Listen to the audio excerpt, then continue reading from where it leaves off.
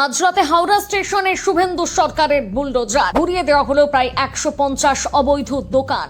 দিলীপ ঘোষের করা বার্তার পরে রাতারাতি বদলে গেল হাওড়া স্টেশনের চেহারা। ফুটপাত জবরদখল আর কোটি কোটি টাকার সিন্ডিকেট রাজ শেষ করতে কি এমন পদক্ষেপ? কিন্তু মধ্যরাতে কোনো নোটিশ ছাড়া কেন এই পদক্ষেপ নিতে হলো প্রশাসনকে? হাওড়া স্টেশনের এই উচ্ছেদ নিয়ে কি বলছে সাধারণ মানুষ? সারাদিন হাজার হাজার মানুষের কোলাহলে মুখরিত থাকে যে হাওড়া স্টেশন, এবার সেখানেই বিরাজ করছে এক অদ্ভুত নিস্তব্ধতা। কারণ গত শনিবার রাতে সে এলাকায় গর্জে উঠেছে প্রশাসনের বুলডোজার। এক প্রকার হুট করে শুরু হয়েছে অপারেশন ক্লিন আপ। আসলে বছরের পর বছর ধরে হাওড়া স্টেশনের ফুটপাতগুলো চলে গিয়েছিল জবরদখলকারীদের কবলে। সাধারণ মানুষের হাঁটার জায়গা ছিল না, যানজট ছিল নিত্যদিনের সঙ্গী। নতুন সরকার ক্ষমতায় আসার পর পরিষ্কার বার্তা দিয়েছিল কোনো বেআইনি কাজ বরদাস্ত করা হবে না। আর সেই মতোই কোনো কিছু বোঝার আগে গুড়িয়ে দেওয়া হলো প্রায় 150-র বেশি অবৈধ দোকান এবং কাঠামো। ফুটপাত দখল মুক্ত করতে শুভেন্দু অধিকারীর নেতৃত্বাধীন বিজেপি সরকার যে কতটা করা, এই মধ্যরাতের অ্যাকশনই তার প্রমাণ। সম্প্রতি বিজেপি নেতা দিলীপ ঘোষ স্পষ্ট জানিয়েছেন আইন মেনে সব জায়গা পরিষ্কার করা হবে। সেই মতো এদিনের এই পরিষ্কার অভিযানকে স্বাগত জানিয়েছেন অনেকেই।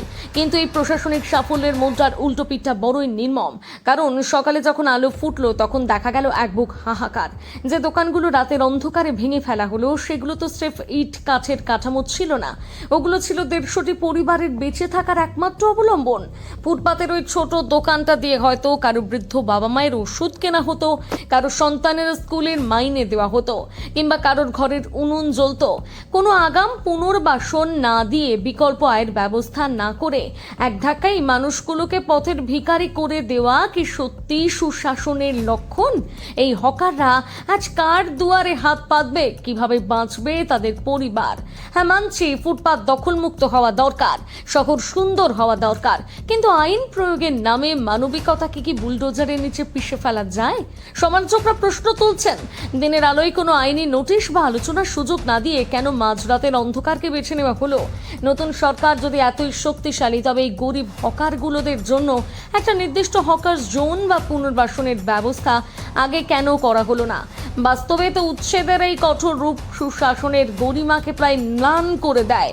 হাওড়া স্টেশনের ফুটপাত আজ ফাঁকা, পথচারীরা স্বস্তিতে হাঁটছেন, কিন্তু যে 150টা পরিবার আজ নিঃস্ব হয়ে গেল, তাদের জীবনযুদ্ধ অবশ্য শুরু হলো আজ থেকে। ধ্বংসস্তূপের মধ্য দিয়ে নিজের ভাঙা জিনিসপত্র কুড়োতে গিয়ে এক হকারের চোখের জল আজ অনেক বড় প্রশ্ন তুলে দিয়ে গেল। নিয়মের বেড়াজালে সাধারণ মানুষের পেটে লাথি মারা কোনো স্থায়ী সমাধান হতে পারে না।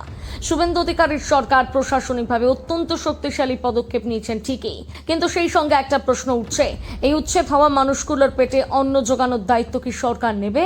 উন্নয়ন মানে যদি কেবল চওড়া রাস্তার ফাঁকা ফুটপাত হয়, তবে সেই উন্নয়নের নিচে চাপা পড়ে মানুষের কান্নার দায় আদতে কার? প্রশাসনের এই মধ্যরাতের বুলডোজার নীতিকেই কি সঠিক সিদ্ধান্ত, নাকি হকারদের সাথে সুশাসনের নামে অন্যায় করা হলো? কমেন্টে জানান আপনার মতামত।